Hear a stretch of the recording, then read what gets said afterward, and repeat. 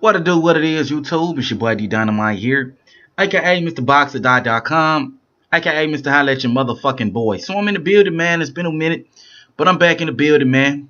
I'm here talking my shit. Y'all know what it is. And I'm here today talking about Kell Brook, man. Your boy Kell Brook, man. So, you know, as you can tell by the title, this really isn't a Kell Brook celebration. All right, it's gonna be more of a smash session against Kell Brook, man, because I've been really disappointed with Kell Brook's choice of fights, man. I mean, it's been really disappointing, especially considering the caliber fighter that Kell Brook is. All right, let me start by just saying that Kell Brook is, to me, a world-class fighter. The guy has very solid boxing skills. He has solid power. He's a good size. He has pretty decent foot movement. And he has really, really good timing, which makes him special, in my opinion.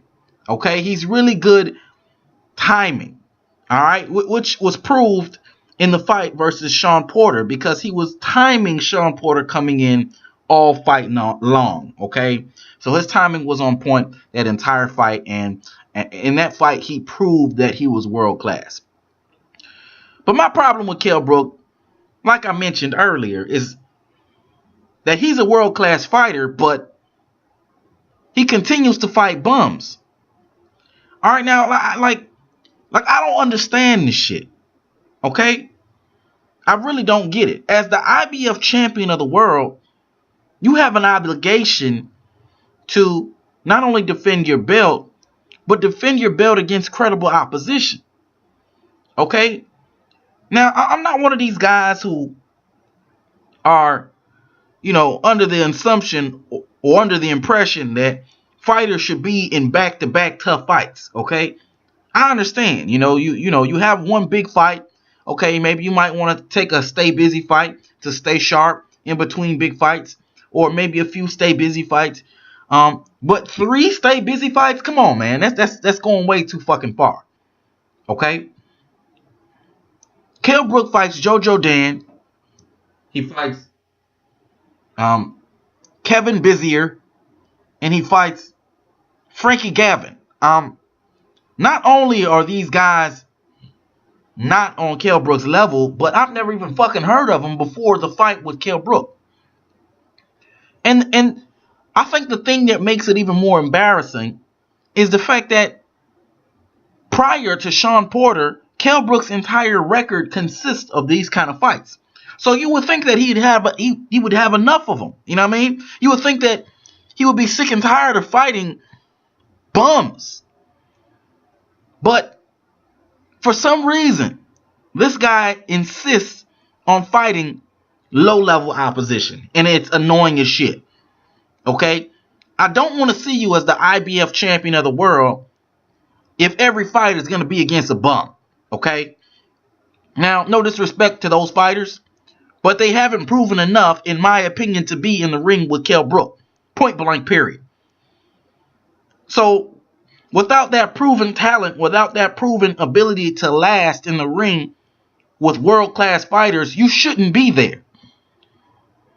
So my thing is this, man. I mean, this entire situation, like I mentioned, it pisses me off. And I guess these fighters, apparently they were number 1 contenders or whatever, but how the fuck are 3 guys from the UK all happen to be number 1 contenders for the same belt? I don't understand. Back to back. So you telling me that after Jojo Dan was so Jojo Dan was number 1, Frankie Gavin was number 2, Kevin Bizier is number 3? Is that what the fuck you're telling me?